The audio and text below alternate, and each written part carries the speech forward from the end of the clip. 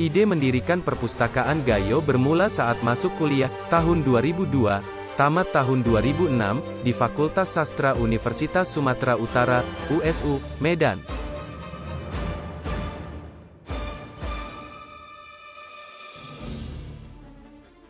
Ketika itu banyak teman-temannya yang sangat awam tentang Gayo. Yusradi harus menjelaskan panjang lebar tentang Gayo, baru dipahami bahwa Gayo adalah suku yang berada di wilayah Provinsi Aceh. Banyak yang menanyakan apakah Aceh dan Gayo itu sama dan sebagainya. Pertanyaan ini tidak sebatas di kampus, tapi juga di luar kampus. Saat itu, saya aktif di 17 organisasi intra dan ekstra kampus, mulai di kampus, daerah, sumut, sampai tingkat nasional. Munculnya pertanyaan-pertanyaan tersebut, menyiratkan ketidaktahuan publik mengenai Gayo. Ia menyadari publikasi mengenai Gayo sangat terbatas dan sedikit. Di Perpustakaan Universitas Sumatera Utara waktu itu, tahun 2002 sampai tahun 2006, ada 30-an judul buku tentang Gayo. Sebahagian besar mengenai sastra. Ia lalu mengkopi buku koleksi perpustakaan USU tersebut. Sejak itu ia mulai rajin mengumpulkan naskah dan buku terkait dengan Gayo. Saya mengumpulkan buku-buku tentang Gayo, belajar tentang sejarah dan apapun tentang Gayo. Dengan demikian, penjelasan tentang Gayo lebih lengkap.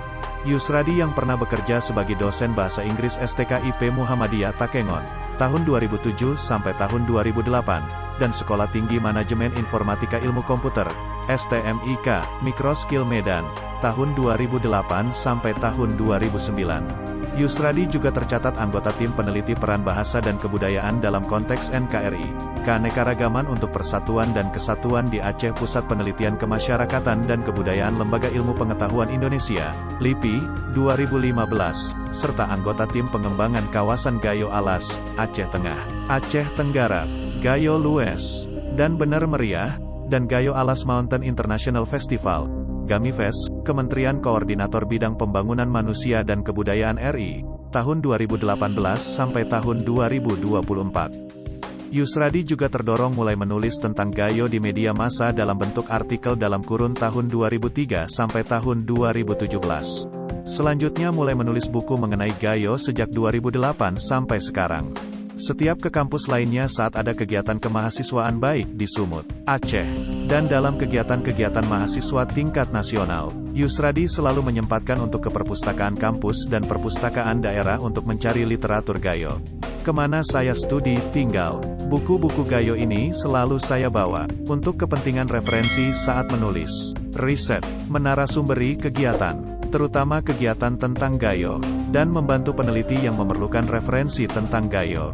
Juga, membuka perpustakaan ini untuk publik, khususnya, pemustaka yang memerlukan referensi tentang Gayo. Itulah, makanya ia sempat membuka perpustakaan Gayo di Takengon, Medan, Malang, Jakarta Selatan, Kota Tangerang, dan sekarang di Kabupaten Bogor. Yusradi berharap, ke depan, pemerintah kabupaten di Gayo, Aceh Tengah, Gayo Lues, dan Bener Meriah, perlu mengoleksi semua koleksi tentang Gayo yang tersimpan di Belanda dan di daerah Eropa lainnya.